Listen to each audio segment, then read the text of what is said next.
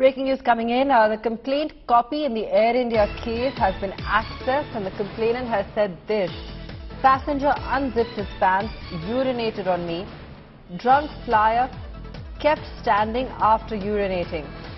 Clothes, shoes, bag were all soaked in urine. The crew refused to give me another seat.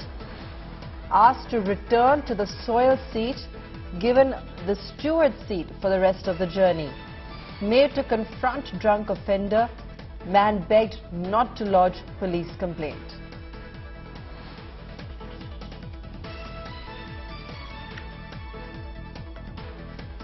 Akshita joining us on this. Akshita, this is really unprecedented. I don't know if in recent times we've heard of such a horrific incident on board, and recently we've in fact had a spate of incidents, whether it be violence and now of course this kind of incident with a male co-passenger actually urinating on a co-passenger who's sitting just very peacefully right there in business class.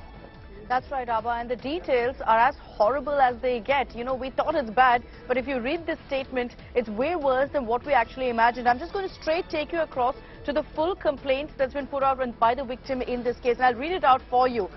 She says, I would like to submit a complaint about my appalling experience traveling on Air India business class flight AI-102. Seat 9A on 26 November 2022. During the course of the flight, shortly after lunch was served and the lights were switched off, a male business class passenger seated in 8A, meaning in the seat just in front of her, walked to my seat completely inebriated. He unzipped his pants and urinated on me and kept standing there until the person sitting next to me tapped him and told him to go back to his seat, at which point he staggered back to his seat. I immediately got up to notify the stewardess of what had happened. My clothes, shoes and bag were soaked in urine. The bag contained my passport, travel documents and currency. The flight staff refused to touch them, sprayed my bag and shoes with disinfectant and took me to the bathroom, gave me a set of airline pajamas and socks. I asked the staff for a change of seat, but was told that no other seats were available. However, another business class passenger who had witnessed my plight and was advocating for me pointed out that there were seats available in first class. The flight crew told me then that the pilot had vetoed giving me a seat in first class. After I had been standing for 20 minutes, one of the senior flight staff offered me the small crew seat used by the airline staff, where I sat for about 2 hours. I was then asked to return to the initial soiled seat. Although the staff had spread sheets on the seat, the area was still damp and reeking of urine, and I refused to sit there. I was then given the steward seat for the rest of the journey. In the meantime, one of the senior flight staff came to me and asked me how I wanted to handle the situation. I told them I wanted the man arrested immediately by the airport police. They asked me if I would like to talk to the ground staff, and I told them that I most certainly would. Now, she goes on to say here, I'm highlighting the rest of it. She says the flight staff were in the meanwhile also having discussions with the offender, who was sobering up by this time, and they came and told me that he wanted to apologize to me. I stated clearly that I did not want to interact with him or see his face, and that all I wanted was for him to be arrested on arrival. However, the crew brought the offender before me against my wishes, and we were made to sit opposite each other in the crew seats. I was stunned when he started crying and profusely apologizing to me, begging me not to lodge a complaint against him because he's a family man and did not want his wife and child to be affected by this incident. In my already distraught state, I was further disoriented by being made to confront and negotiate with the perpetrator of the horrific incident in close quarters.